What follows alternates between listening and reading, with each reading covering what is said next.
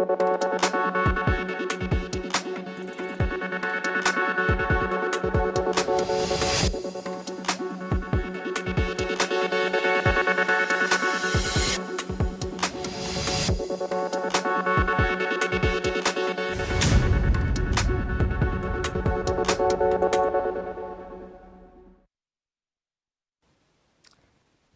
आप देख रहे हैं जन टीवी और मैं आपके साथ गौरवी। बढ़ेंगे खबर की ओर। मुख्यमंत्री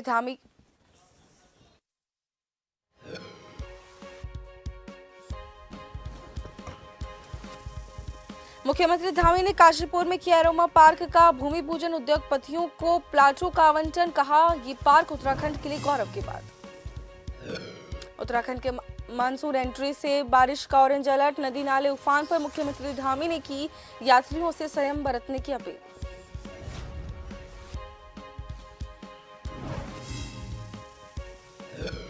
पूर्व मुख्यमंत्री हरीश रावत ने निशाना साधा। कहा, गज्जा ऐप में 8,000 से ज्यादा शिकायतें, नहीं हो रहा समाधान।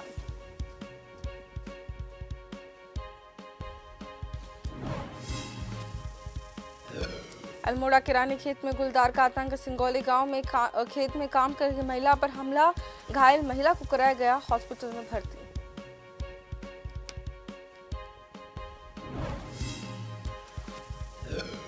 बकरा ईद को लेकर उत्तराखंड के बाजारों में रौनक। पुलिस अधिकारियों ने की शांति समिति की बैठक। सांप्रदायिक सौहार्द के साथ त्योहार मनाने की अपील।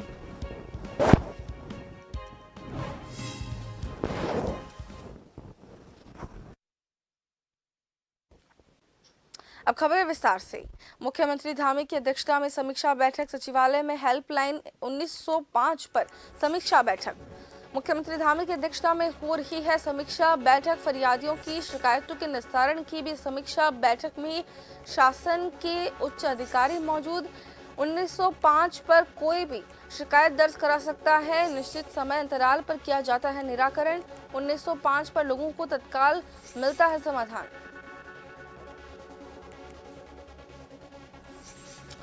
आपको बता दें, मुख्यमंत्री धामी की अध्यक्षता में समीक्षा बैठक का आयोजन किया जा रहा है, जहां पर हेल्पलाइन 1905 पर समीक्षा बैठक की गई है। कई फरियादियों की शिकायतों के निस्तारण की समीक्षा की गई है। और ज्यादा जानकारी के लिए हमारे साथ हमारे संवाददाता SN पंत सीधा फोन लाइन पर जुड़ चुके हैं। SN, क्या बताना चाहेंगे, ये जो बैठक आयोजित की गई है और हेल्पलाइन नंबर पर समीक्षा बैठक की गई है, क्या कुछ नई जानकारी इसको लेकर सामने आ रही है? बिल्कुल, आपको बताना चाहूंगा, उत्तराखंड के मुख्यमंत्री पुष्कर सिंह धामी की अध्यक्षता में राज्य सचिवालय में इस वक्त 1905 मुख्यमंत्री हेल्पलाइन सेवा 1905 की समीक्षा बैठक चल रही है, जो मुख्यमंत्री पुष्कर सिंह धामी की अध्यक्षता में चल रही है, जिसमें तमाम मुख्यमंत्री के विभागों से जुड़े हुए और मुख्य सचिव समेत तमाम अधिकारी मौजूद हैं, जिनको उचित दिशा निर्देश इस रूप में प्रदान किए जा रहे हैं कि उत्तराखंड में जो 1905 मुख्यमंत्री हेल्पलाइन सेवा है, उस पर किस प्रकार की शिकायतें आ रही है। क्या वो ट्रांसफर को लेकर के अधिकारी कर्मचारियों की शिकायतें आती है, या जमीनी विवाद को लेकर शिकायतें आती है, या फिर जो पारिवारिक विवाद, गृह क्लेश या फिर हिंसात्मक जो घटनाएं हैं उसको लेकर के शिकायत दर्ज कराई जाती है, या फिर वो जमीनी विवाद के अलावा जो सरकारी भूमि पर अवैध कब्जे हैं उसको लेकर शिकायतें आती है। उनकी अलग अलग क्राइटेरिया के हिसाब से समीक्षा की जा रही है। और जो नोडल अधिकारी है वो मुख्यमंत्री के सामने पूरी की पूरी रिपोर्ट तय कर रहे हैं, सामने रख रहे हैं, प्रेषित कर रहे हैं कि आखिरकार 1905 में किस प्रकार की शिकायतें अभी तक आई है, और जो शिकायतें मुख्यमंत्री हेल्पलाइन सेवा 1905 पर आती है, उनकी शिकायतों के तत्काल निराकरण के लिए वो कैसे एक टेबल से दूसरे टेबल पर पहुंचती है, और संबंधित विभाग कितने दिन में उन शिकायतों का निराकरण करने के बाद वापस उसी डैशबोर्ड पर उसको अपलोड कर देता है कि समस्या का समाधान हो चुका है। और जहां पर कमियां रह जाती है या नीतिगत जो चीजें हैं, या पुलिस के फोरम पर जाकर के कहीं पे मुकदमा दर्ज नहीं हो रहा है, लोग शिकायत कर रहे हैं, तो उन शिकायतों का पुलिस को या DIG के माध्यम से, या जोन के माध्यम से, या थानेदार के माध्यम से, या CO के माध्यम से मुकदमा दर्ज करने की नसीहत दी जाती है। इसके अलावा जो अपने जमीनों से संबंधित विवाद को, राजस्व से संबंधित विवाद को उसमें 1905 में शिकायत करते हैं, या कहीं पर पटवारी या राजस्व अधिकारियों के द्वारा जमीन की पैमाइश नहीं हो पाती है, तो वहां पर तहसील के तमाम अधिकारियों को दिशा निर्देश जिला प्रशासन की तरफ से किया जाता है या शासन स्तर की तरफ से किया जाता है, तो ऐसी तमाम शिकायतों का निराकरण समय पर हो, इसको लेकर के मुख्यमंत्री हेल्पलाइन का गठन किया गया था 1905 हेल्प का। ऐसे में जो लगातार जो लोगों का रिस्पॉन्स मिल रहा है, उसको लेकर मुख्यमंत्री की जो समीक्षा बैठक चल रही है, उसको और मजबूत किया जाए और ज्यादा डिलीवरी सिस्टम उसको डेवलप किया जाए, इसको लेकर के मुख्यमंत्री तमाम अधिकारियों को निर्देशित करते हैं। जी एसएन पंत, तमाम जानकारी के लिए आपका बहुत बहुत धन्यवाद। जैसा कि आपको बता दें, बड़ी खबर सामने आ रही है। मुख्यमंत्री धामी की अध्यक्षता में समीक्षा बैठक का आयोजन किया गया, जिसके अंदर सचिवालय में हेल्पलाइन 1905 पर समीक्षा बैठक की गई। बता दें, ये जो बैठक वो मुख्यमंत्री की अध्यक्षता में हो रही है। काशीपुर में मुख्यमंत्री पुष्कर सिंह धामी ने एरोमा पार्क का भूमि पूजन करके प्लाटों का आवंटन किया।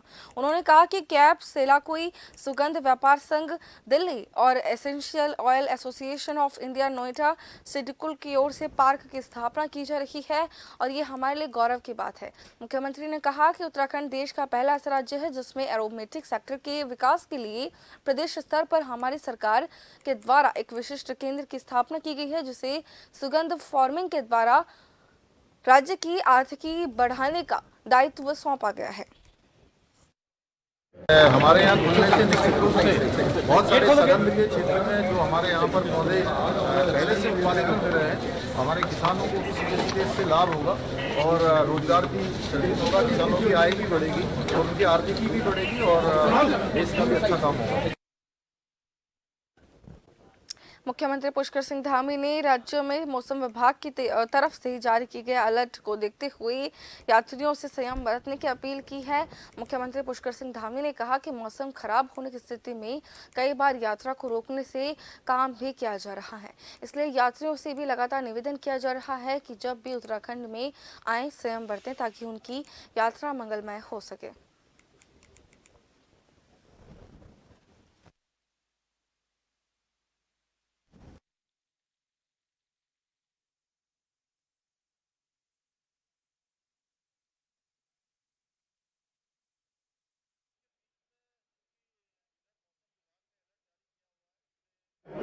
यात्रा बीच में रुक भी रही है और तीर्थ यात्रियों से हम लगातार ये अनुरोध कर रहे हैं कि मौसम की जानकारी लेने के बाद ही यात्रा को आगे बढ़ाएं। निश्चित रूप से वो अगर जानकारी लेकर यात्रा को आगे बढ़ाएंगे तो किसी परेशानी में नहीं पड़ेंगे। हमारा यह भी लक्ष्य है कि यहाँ आने वाले किसी यात्री को, किसी तीर्थ यात्री को, श्रद्धालु को कोई परेशानी नहीं आए। उत्तराखंड में मानसून प्रदेश के कई हिस्सों में जमकर बारिश हो रही है। देहरादून सहित हरिद्वार, रुड़की और ऋषिकेश में बारिश होने से मौसम सुहावना हो गया। बता दें कि देहरादून समेत 7 जिलों में अगले 24 घंटे में भारी से बहुत भारी बारिश का ऑरेंज अलर्ट जारी किया गया है। बता दें कि प्रदेश में सुबह से लगातार बारिश हो रही है। मौसम विभाग ने नैनीताल, चंपावत, पिथौरागढ़, बागेश्वर, देहरादून, टिहरी और पौड़ी जिलों में कहीं तेज बौछारों के साथ भारी बारिश का ऑरेंज अलर्ट जारी किया है, तो प्रदेश के अन्य जिलों में कई दौर की बारिश का येलो अलर्ट जारी किया गया है। प्रदेश के अन्य पहाड़ी और मैदानी क्षेत्रों में भी लगातार बारिश का दौर जारी है।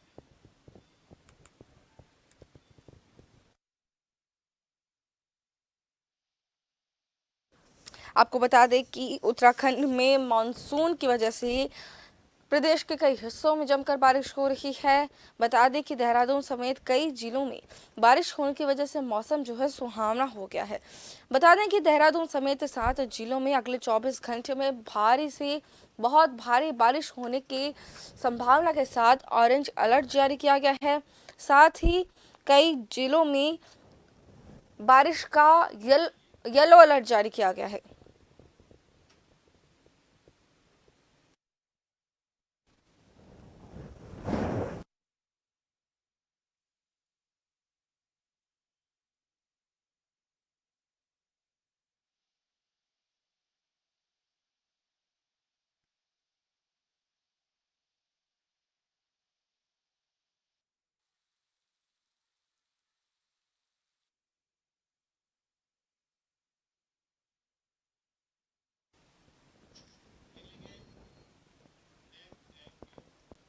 अब वक्त एक छोटे से ब्रेक का।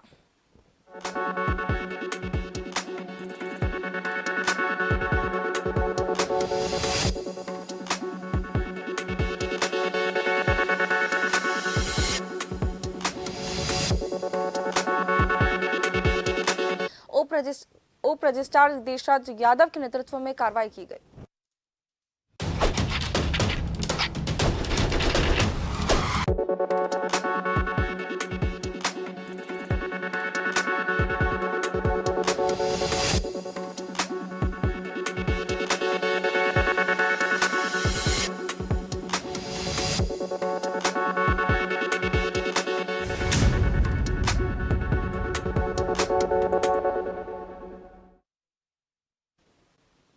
पहाड़ों में लगातार हो रही बारिश से जनजीवन अस्त व्यस्त हो गया है। नैनीताल में बारिश के चलते नैनीताल पंगुट मोटर मार्ग पर भूस्खलन होने से सड़क का करीब 20 मीटर हिस्सा टूट गया, जिससे पानी की लाइन भी टूट गई और लोगों को आवाजाही में काफी मुश्किलों का भी सामना करना पड़ रहा है।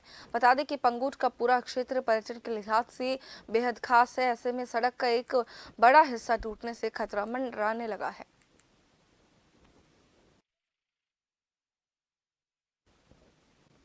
हल्द्वानी पहुंचे पूर्व मुख्यमंत्री हरीश रावत ने प्रेस कॉन्फ्रेंस करते हुए राज्य सरकार पर कई निशाने साधे।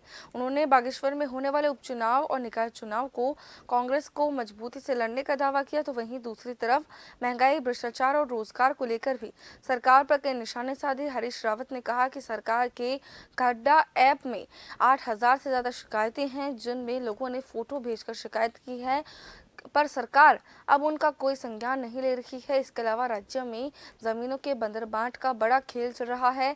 कुमाऊं मंडल के पर्यटक स्थलों पर यातायात की चरमराई व्यवस्था पर सवाल उठाते हुए हरीश रावत ने कहा कि पर्यटक स्थलों पर कोई भी ट्रैफिक प्लान सरकार ने ठीक से लागू नहीं किया है, जिसका नतीजा ये है कि दूर दराज से आने वाले पर्यटक बेहद परेशान हैं।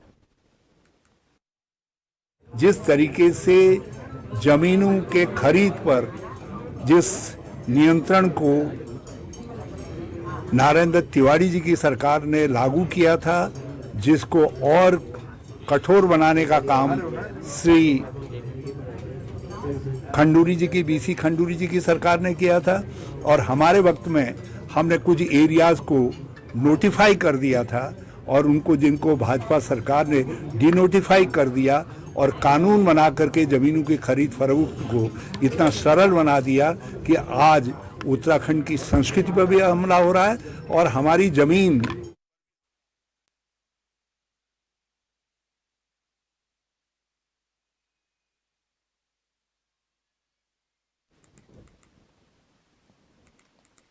मेरा बूथ सबसे मजबूत अभियान के तहत देश के प्रधानमंत्री नरेंद्र मोदी ने वर्चुअल रूप से देश भर में पदाधिकारियों और कार्यकर्ताओं में जोश भरा। उन्होंने कहा कि मेरा बूथ सबसे मजबूत अभियान के तहत केंद्र और राज्य सरकार की योजनाओं के प्रति लोगों को जागरूक करते रहे, ताकि आमजन उसका लाभ ले सके। मेरा बूथ सबसे मजबूत का आयोजन ज्वालापुर विधानसभा के गाँव कोटा माछर हेड़ी में साहब सिंह सैनी मंडल उपाध्यक्ष युवा मोर्चा के आवास पर आयोजित किया गया, जिसमें रीता सैनी मंडल अध्यक्ष ज्वालापुर पश्चिम मुख्य अतिथि के रूप में पहुंचे और कार्यक्रम को एलईडी लगाकर ध्यानपूर्वक सुना गया। मेरा बूथ सबसे मजबूत कार्यक्रम के समापन के बाद ज्वालापुर पश्चिम मंडल अध्यक्ष रीता सैनी ने कार्यकर्ताओं को संबोधित करते हुए कहा कि आगामी 2024 में लोकसभा चुनाव होने हैं, जिनमें देश के प्रधानमंत्री नरेंद्र मोदी के नेतृत्व में हैट्रिक के साथ पूर्ण बहुमत से सरकार बनाने जा रहे हैं। कार्यक्रम में माननीय प्रधानमंत्री नरेंद्र मोदी जी का संवाद भोपाल से लाइव चला हुआ है। हमारे साहब सिंह सैनी जी माननीय इनके आवास पर यह कार्यक्रम किया गया। बहुत ही अच्छा कार्यक्रम है, इसमें सभी कार्यकर्ताओं ने प्रतिभाग किया है।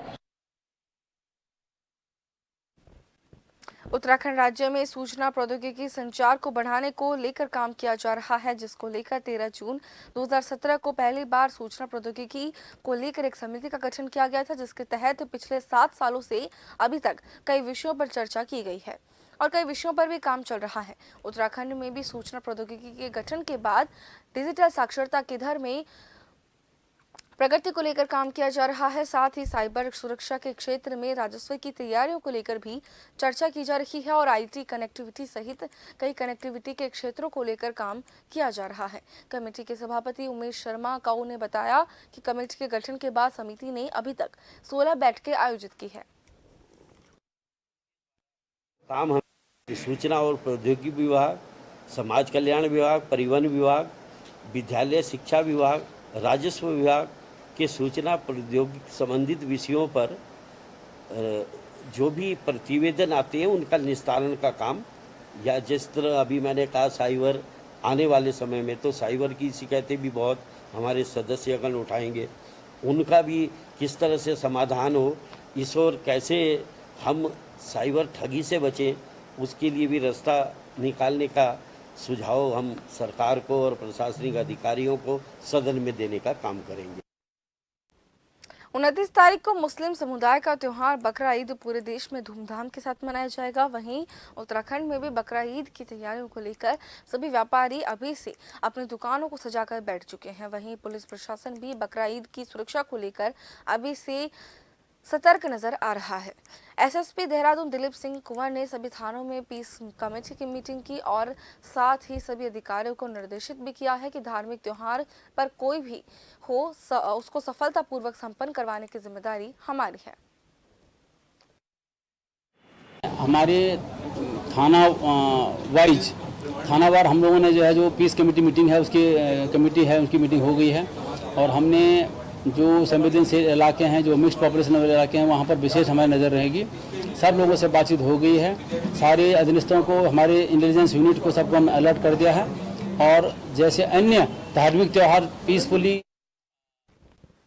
ईद उल अजहा त्योहार को लेकर कोतवाली लाल कुआं में पुलिस क्षेत्राधिकारी संगीता और प्रभारी निरीक्षक डीआर वर्मा की मौजूदगी में क्षेत्र के गणमान्य लोगों के साथ अमन कमेटी की बैठक संपन्न हुई, जिसमें त्योहार को शांतिपूर्ण तरीके से मनाने का निर्णय लिया गया। इस दौरान बैठक में सभी समुदाय के लोग उपस्थित रहे। बैठक में पेयजल की समस्याओं पर भी मंथन हुआ, जिस पर पुलिस विभाग ने कहा कि संबंधित विभाग को इस बारे में अवगत करवाया जाएगा ताकि किसी भी प्रकार की कोई समस्या उत्पन्न न हो। इस दौरान पुलिस ने सभी से अपील की है कि कोई भी कुर्बानी खुले में नहीं होगी और साथ ही व्यर्थ पदार्थ को संबंधित लोग स्वयं डिस्ट्रॉय करेंगे। बकरीद का त्यौहार आ रहा है, सभी को सांप्रदायिक रूप से इसमें सौहार्द के बना रहे इसके लिए पुलिस के द्वारा एक मीटिंग ली गई है। आज थाना कोतवाली लाल कुआं में जो मीटिंग ली गई इसमें हमने सभी को निर्देशित किया है कि ओपन एरिया में कोई भी कुर्बानी नहीं होगी, पानी की उपलब्धता बढ़ाई जाएगी और जो भी है जो वेस्टेज होगा उसको प्रॉपर डिस्पोज ऑफ होगा और किसी भी प्रकार के सांप्रदायिक सद्भावना को चोट नहीं पहुंचाई जाएगी और समय समय पर पुलिस बल भी इसमें नज़र बनाए रखेगी। रुड़की बेलड़ा बवाल में हर रोज नया मोड़ आ रहा है। अब दलित समाज की महिलाओं ने मीडिया से बातचीत करके घटना के दिन की आप बीती बताई है। महिलाओं ने पुलिस दूसरे दिन समाज पर कई गंभीर आरोप लगाते हुए बताया कि घटना के दिन रोड पर समाज के लोगों ने पुलिस के साथ मिलकर दलित समाज की महिलाओं, बच्चों और बुजुर्गों तक को नहीं बख्शा। लाठी डंडे और अवैध हथियारों से लैस लोगों ने बड़ी बर्बरता के साथ हमला किया और पुलिस में कार्रवाई भी एक तरफा की। मामले में तूल पकड़ा तो क्रॉस मुकदमा दर्ज किया गया। महिलाओं ने बताया कि गांव में अभी भी डर का माहौल है। वहीं मृतक पंकज की पत्नी ने भी पुलिस की कार्रवाई पर सवाल उठाते हुए कहा कि ग्राम प्रधान के इशारे पर पुलिस ने एक तरफा कार्रवाई की है। जिस दिन ये झगड़ा हुआ उस टाइम में अपनी बच्ची को दूध पिला रही थी बैठ के खाट पे। जैसे पुलिस वाले थे उसमें कुछ रोड के भी बंदे थे, उन्होंने हेलमेट भी ओढ़ रखे थे और वो मास्क भी लगा रखे थे। उस टाइम पे उन्होंने किसी की कुछ नहीं सुनी। मेरी बच्ची को आए पहले तो 2 थप्पड़ लगाए, फिर मैंने कहा इसे मत मारो, ये छोटी बच्ची, इसका कोई दोष नहीं है। उस टाइम पे इन्होंने मेरी गोद में से मेरी बच्ची को लिया और फिर खाट पे फेंक दिया। उस टाइम मुझे और भी ज़्यादा वो हुआ तो मैंने जैसे ही डंडा पकड़ा उसने मेरे डंडे मारे। उस दिन मुझे अंदर ही मार पिटाई करी उन्होंने। मैं कुंडी लगाने गई, मुझे अंदर ही बंद करके उनने सचिन प्रधान ने और रोड के लड़के थे कई सारे, उन्होंने बहुत मार पिटाई करी और अंदर से निकाल कर फिर मुझे वहाँ ले गए रोडों के बीच में जहाँ छोटा स्कूल है ना वहाँ गाड़ी खड़ी थी पुलिस वालों की, वहाँ मार कर फिर उन्होंने मुझे बिठाई उस गाड़ी में और मुझे। अक्सर ऐसा देखने को मिलता है कि यदि आपके मोबाइल नेटवर्क में कोई समस्या आती है तो मोबाइल सर्विस प्रोवाइडर को अपनी समस्या बताई जाती है, लेकिन एक शख्स प्रेमनगर थाने में जब तहरीर लेकर पहुंचा तो पुलिस भी अचरज में आ गई। शख्स की शिकायत थी कि उसकी मोबाइल सर्विस बंद हो गई और मामले की तफ्तीश की मांग को लेकर पुलिस के पास पहुंचा था। जब मामले की तफ्तीश पुलिस ने की तो पता चला कि मामला नेटवर्क का नहीं बल्कि चोरी का है। कुछ अज्ञात लोगों ने उस क्षेत्र में लगे मोबाइल टावर से मोबाइल सर्विस प्रदान करने वाली डिवाइस BDS, जिसकी कीमत करीब 3 लाख रुपए बताई जा रही है, उसे चुरा लिया था। पुलिस ने मामले को गंभीरता से लेते हुए सीसीटीवी और इलेक्ट्रॉनिक सर्विलांस की मदद से संदिग्ध व्यक्तियों को चिन्हित करके उनकी तलाश के लिए दिल्ली, चंडीगढ़, हरियाणा, यूपी के कई जनपदों पर दबिश दी गई, जिसके बाद यूपी के एक सक्रिय गैंग के 4 सदस्यों को चोरी किए गए उपकरणों के साथ गिरफ्तार कर लिया गया।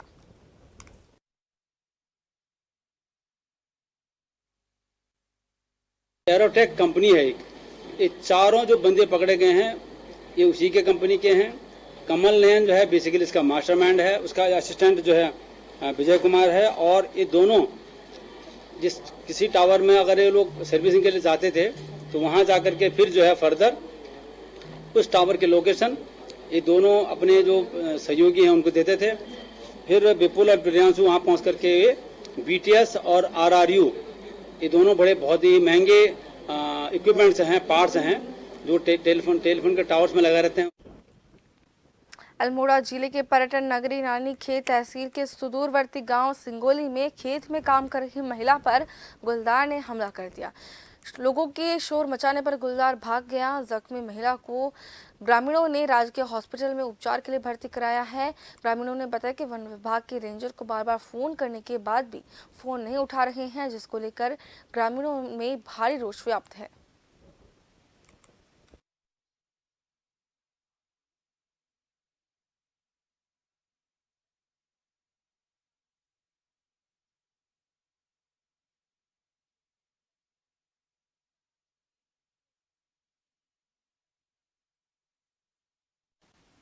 और इसी के साथ इस बुलेटिन में फिलहाल इतना ही। बने रहिए एजेंट टीवी के साथ। नमस्कार।